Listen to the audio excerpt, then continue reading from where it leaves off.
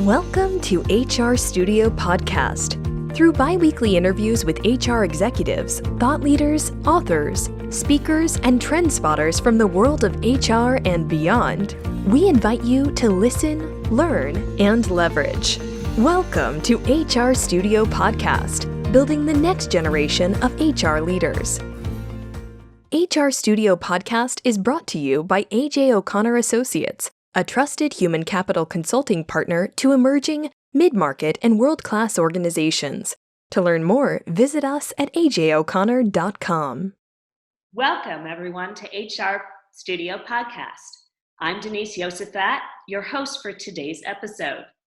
In the next 25 minutes, we're going to explore the topic of enabling people and organizations in our digital age in order to accelerate business growth. And in order to explore this topic, I want to welcome our thought leader of today, Elay Cohen. Welcome, Elay. Great to be here, Denise. Thank you, everyone. Good to meet y'all. Good to meet you. So let me tell a little bit about Elay. Elay is a 2-time author and former SVP of Sales Productivity in Salesforce. At Salesforce, he introduced training and coaching programs that accelerated the company's growth from a $500 million business to an enterprise worth more than $3 billion.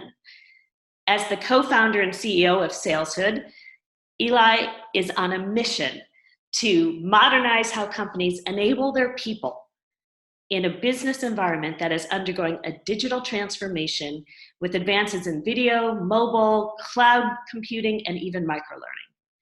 In his latest book, Enablement Mastery, Elay shares the keys to building a successful culture that puts enablement at the forefront of business priorities.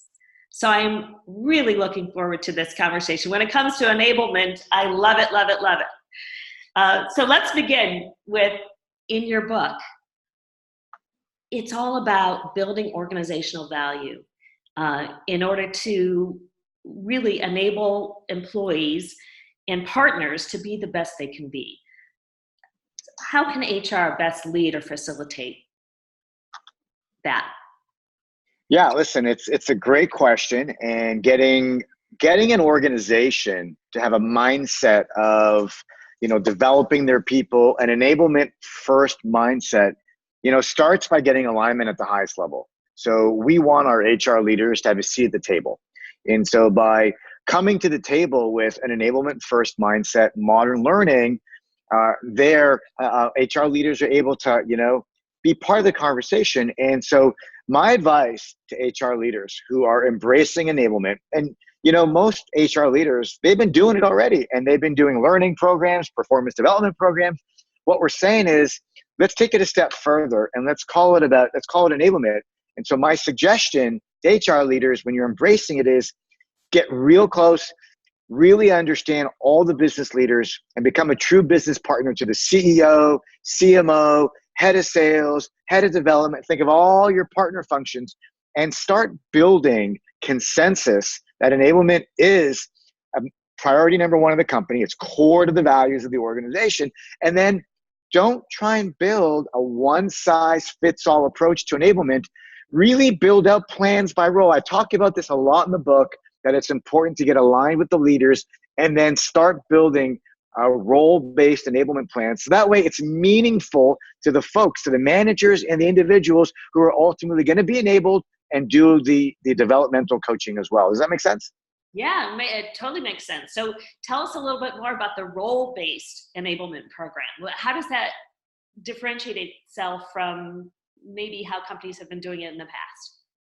Right. So, we're living in a world now where, companies that do enablement the right way, what they're doing is they're building, they're aligning with their teams, they're defining kind of key metrics, KPIs, and then they're building learning modules, right? And so these learning modules can become modular. And so, the best HR leaders, the best enablement leaders will build a library of content, of learning, of coaching, and then begin to prioritize the various different learning campaigns and the learning programs, by role. And then what we're doing is we're rolling out these programs by role, but it's not just about pushing communications and saying, it's about developing a culture where folks are, their learning is personalized, their coaching is personalized to them, mentorship is personalized to them, to their role. There's a sense of community, sense of, if I'm in a certain role, I'm part of a cohort, so I could see how other people are doing. And when new people join, they have this fear of missing out is a good fear. We want to get people really embracing learning. And then assessments are learning. And then we're going to kind of wrap it all in with celebrating accomplishments and results. And so there's a life cycle to enablement, and where a lot of HR leaders are really focused on kind of macro level learning. I'm saying let's make it a little more granular, and let's develop these personalized learning paths by role, by group, by geography, so that way people really can connect with what we're asking them to do, and then they can really grow and develop their skills and what they need to do to contribute to the organization. Yeah.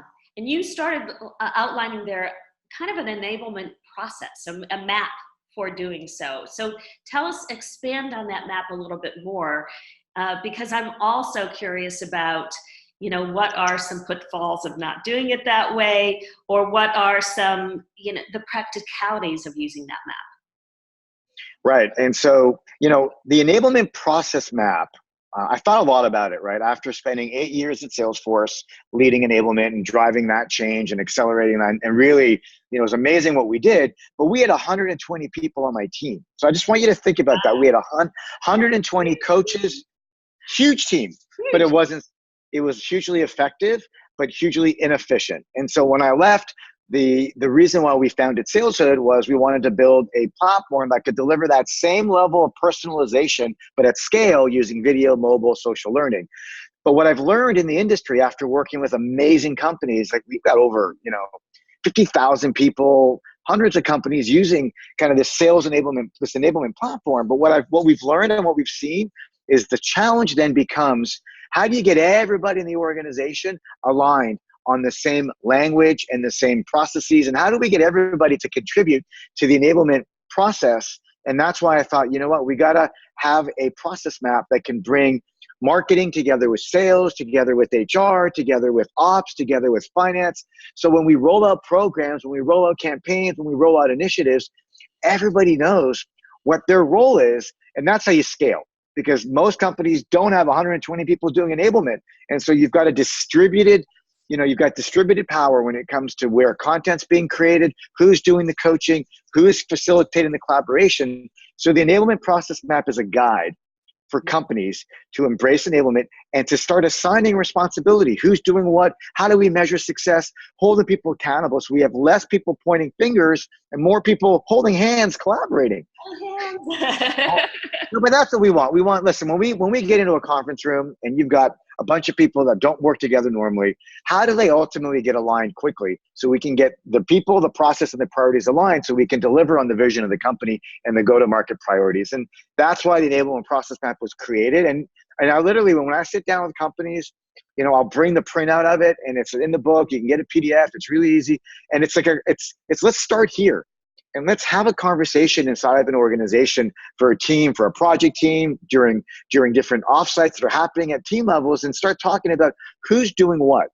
And then you can really get collaboration, because if you don't do that, your second question was, what are some pitfalls? Yeah. If we don't do that, then what ends up happening is you get a lot of people at a company doing a lot of work, and it's a lot of busy work. And you're not aligned around the core metrics, the core KPIs. You're not measuring success. You get a lot of frustrated people, because listen, everybody wants to do good work, and everybody is going to go that extra mile. Like, that's my belief. My belief is everyone's always doing the best work that they can do. Mm-hmm. But the problem is there's so much work being done that is overlapping each other. We end up bumping heads because people are wondering, well, wasn't I supposed to do that? Weren't you supposed to do that? So you become hugely inefficient in the way that content, coaching, learning is being created. So the process map helps you gain efficiency. But more importantly, an enablement process map, think of the end consumers. Think of, when I say consumer, I mean the employees, our partners, like the folks that are there receiving the communications and the coaching and the content. There's a big difference between, programs that are rolled out that are aligned. There's clear statements of why, there's clear statements of purpose, measuring outcomes, you're celebrating results versus kind of a one size fits all, you just kind of throw stuff out. So really, I think employee engagement is the ultimate, one of the, obviously growing revenue, but if we can get folks aligned on key metrics and KPIs, if we can get content rolled out the right way, get people consuming content the right way, you know what? Employees are going to be happier. They're going to feel more motivated. They're going to be we're going to lose less employees, and everyone's going to be like, wow, it's a great place to work. I love the culture. So those are some of the downstream effects of having an enablement process map as a guide to build programs inside of a company. And they're not mutually exclusive either. The enabling people is, helps you get the business success. It's not a mutually exclusive, we can do this or that. Right. Yeah. It's so interesting how the notion of enablement, I've seen this a lot. I'll just kind of make another comment. Enablement for me started in sales. And we really decided because my statement just happened to me, my lights just went off too. Because we're doing this, we'll do that. Right? I love it. So enablement started in for me at Salesforce in the sales world. And when I left saleshood, think of my company, it's all about enabling sales teams and partner teams. But what's happening in the industry is HR professionals, chief people officers are looking and saying, wow, there's something happening with salespeople, right? They're learning in a different way. They're consuming content in a different way. They're mobile. They love collaborating. There's a lot of peer-to-peer social learning. They need content just in time. And so for many of our customers, the ones that have been with us for a while, they've expanded enablement beyond sales to now be company-wide. And that's why the book I wrote, Enablement Mastery, isn't called Sales Enablement Mastery. Yeah. But it's deliberate. It's purposeful. Yeah. I think about, there's an old, I don't know how old, but it's, I think about the accountability matrix, the RACI matrix, who's responsible, who's accountable, who's consulted, who's informed, and, getting really crystal clear about accountability. But it sounds like your enablement mastery takes it a step further, not only who's accountable, but how do you engage those people to do their best work once they have that clarity. Can you speak more to kind of taking this a step further? Right. So the enablement process map will define that before you roll out programs, before you create content, before you start defining these learning paths, before you start, training and coaching and enabling your people, that you need to get alignment. Back to your very first question, you need to get alignment with the senior leaders around what are the specific metrics and KPIs we got to build. With those metrics and KPIs, then you've got instant alignment because there's no ambiguity around what we're doing and why we're doing it. And then the accountability takes over. Then you can divide and conquer the responsibilities of what you're going to create. And then part of the enablement process map is a pillar around celebrating achievements. Let's then reconnect with those metrics and KPIs. Let's highlight kind of what are some wins, what are some successes, what did we learn, what are some improvements that we can make, but let's anchor all of our dialogue, all of our communications around those metrics. And I call it like the WIFM, the what's in it for me. You've heard that before. Many of you HR leaders describe to it. Like all too often when companies, and again, I'm generalizing, no disrespect, when companies are rolling out training programs, there tends to be a mindset, sometimes too much, of compliance versus kind of developmental or really what's in it for you. And so the stick versus the carrot. Enablement mastery and the enablement process map is intended to teach an organization when you create programs for learning, for enablement, for coaching, that it's a carrot versus a stick. It's all about the WIFM, the what's in it for me, and that is front and center. And you celebrate it.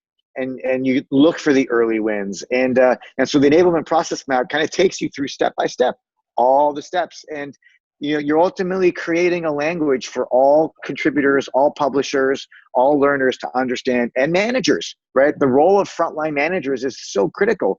What's the part they play in developing their people? It's not just about HR rolling out training. It's, enabling the managers to also be active participants, coaching, developing their people. So there are a lot of players and stakeholders here. And I'm a big believer in, starting with the why and just getting right. Like, okay, what's the specific metric we want to solve? Great. We want to reduce this. We want to increase that. Let's write it down.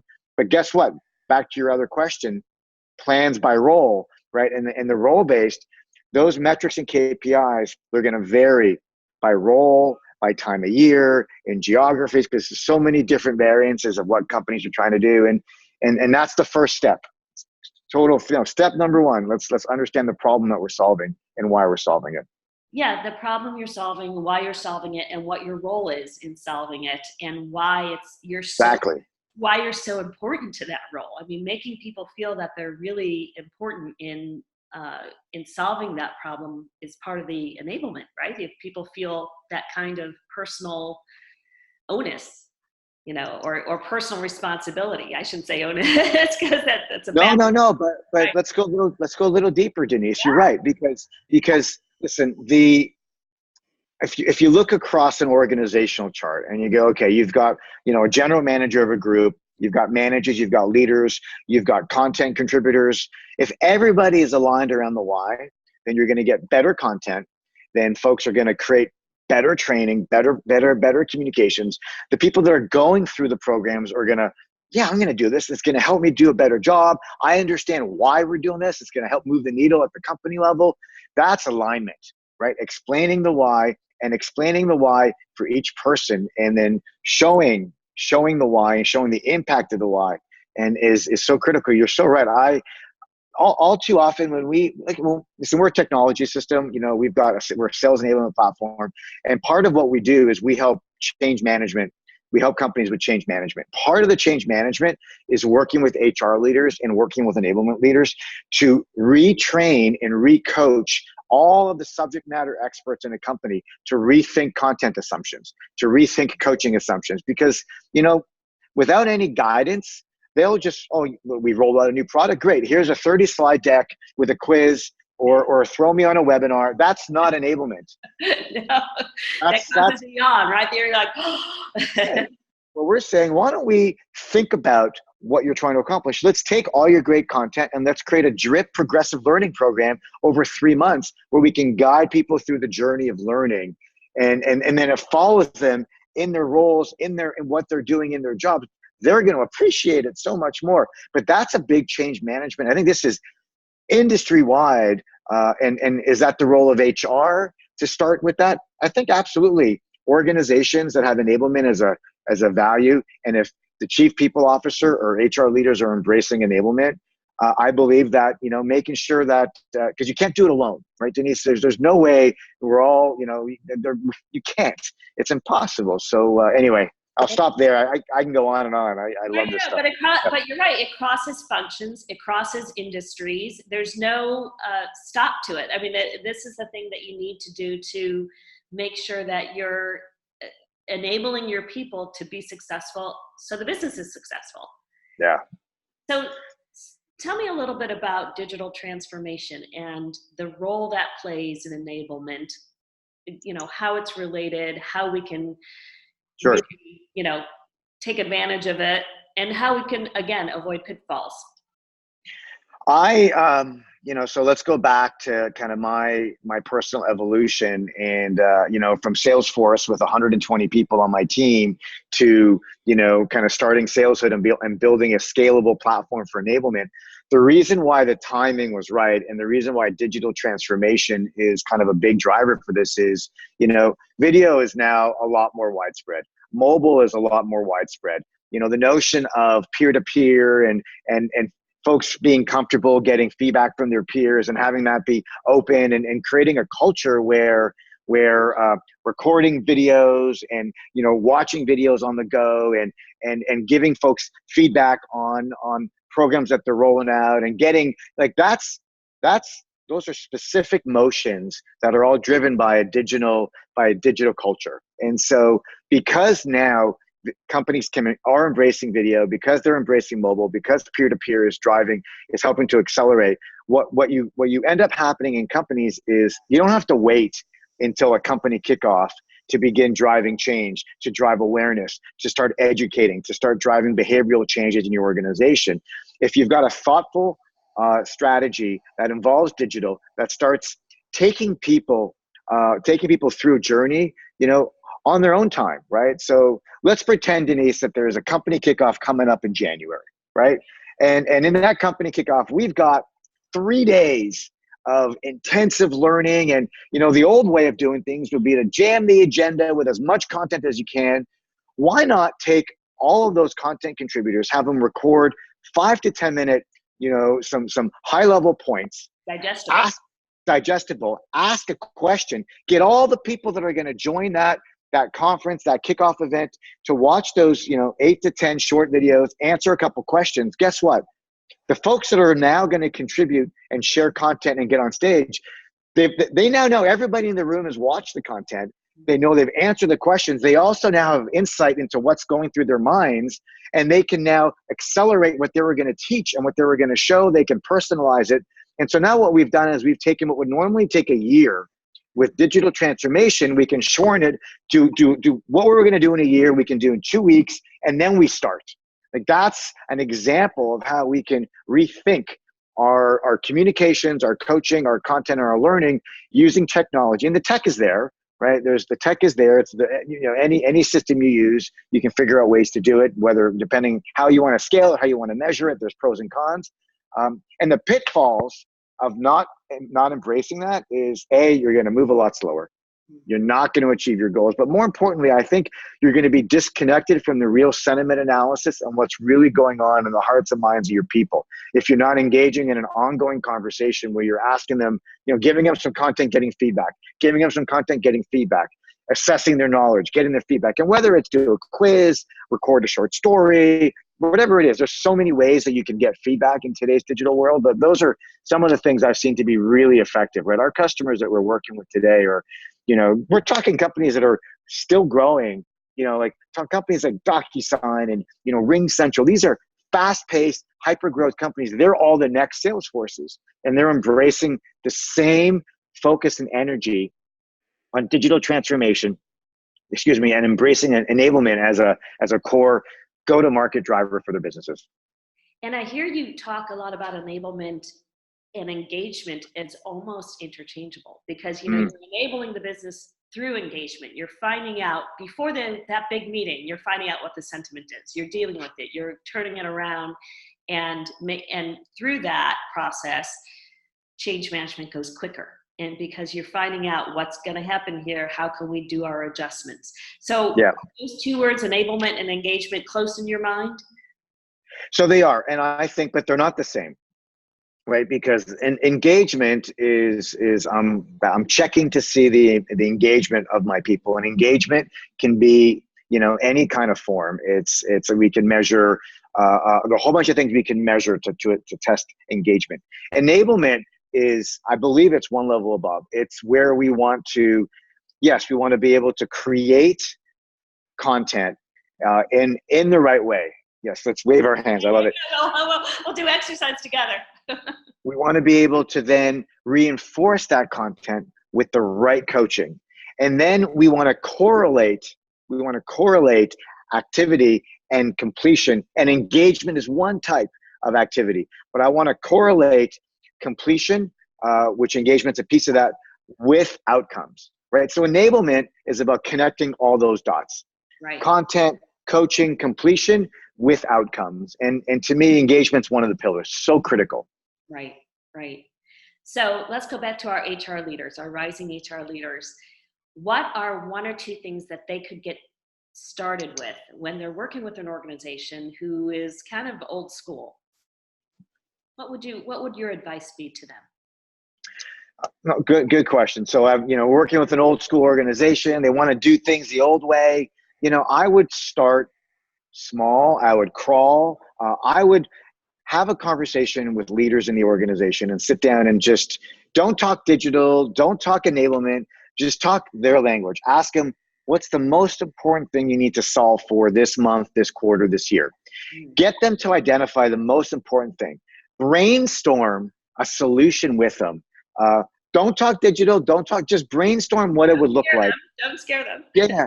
And then propose some ideas where they can start to visualize achieving their goals, achieving their outcomes, and you can insert some ideas around modern enablement with it. But it's if you're going to bring someone with you, you've got to kind of go slow, make it, personalize it to their problems and their language and their metrics and KPIs, and then co-create a solution that's going to help them achieve their goals. And then you can suggest things like, we could probably do this. What if we did some pre-work and video? What if we had everybody, record like a welcome video highlighting what's important to them? We can run there are ways that you can help that person visualize, but it's got to be personal to that leader. But notice what I've said. HR folks, go to the top. You're not going to be able to drive a transformation and a digital transformation at first from the bottom. It's got to be the spark comes from the top. Or even mid-level. It starts with the top, come up with an idea, and then you take their idea and then you bring it, then the spark will go viral, because everyone that is in the rank and file, frontline managers, individual contributors, if they know why this is important and they understand that it's important for one of the senior leaders, then they'll embrace it. They'll do it because they're going to align. Right. And then you've built a win, right? That was one program, one win, one initiative, and it's one step at a time. And that's how I would embrace digital transformation for HR leaders that are in a culture that might not be so open to it immediately. Excellent. Baby steps, but big baby steps. Create the wins and then build on what I hear you say. And absolutely grab my book, Enablement Mastery. I think it'll provide you with some good guidance. And I wrote it to help you bring enablement as a front and center in the culture, in the minds, and in all your business strategies. So a little plug for the book, obviously. Got to do it. We're going to plug the book a little bit more because first of all, I want to thank you for being with us today. Absolutely. I could talk about this. We could use a whole day to just talk about this. Yes. But I want to thank you for being here. I want to speak out to our HR Studio podcast listeners for a second. If you are not a subscriber to HR Studio Podcast, you can become one by going to hrstudiopodcast.com. You'll get notified of new episodes. Also there you'll find all our speakers, social handles and contact information, show notes, and more about Elay's book. And speaking of Elay's book, he has generously offered to send a copy of Enablement Mastery. Yay, there it is. One of our lucky HR subscribers, new subscribers. So subscribe today and you will be entered into a raffle for a copy of his great book. So thank you, Elay. Fascinating stuff. Lots of work to be done by companies, but a great roadmap for helping them. And one last thing, if I may, I welcome anyone that's listening. If they do want to learn more, you can connect with me on LinkedIn. Mention that you heard the podcast with Denise and I. Happy to connect and we can continue the conversation. And Denise, hope I get to come back another time. It's super fun being with you here. Thank you. Great talking to you, Elay. Take care. Have a great Labor Day weekend. You too. Thank you. Bye. Thank you for listening to the HR Studio podcast. To download complimentary resources from this week's episode and to catch up on past episodes, please visit hrstudiopodcast.com. Subscribe to the HR Studio podcast list and social channels while there to receive alerts and recaps on all our episodes. HR Studio Podcast is brought to you by A.J. O'Connor Associates. For over 35 years, AJO has built its reputation on experienced listening, exceptional quality, and caring partnerships, delivering in 30 states and 20 countries. To learn more and subscribe to AJO's Top 100 HR blog, visit us at ajoconnor.com.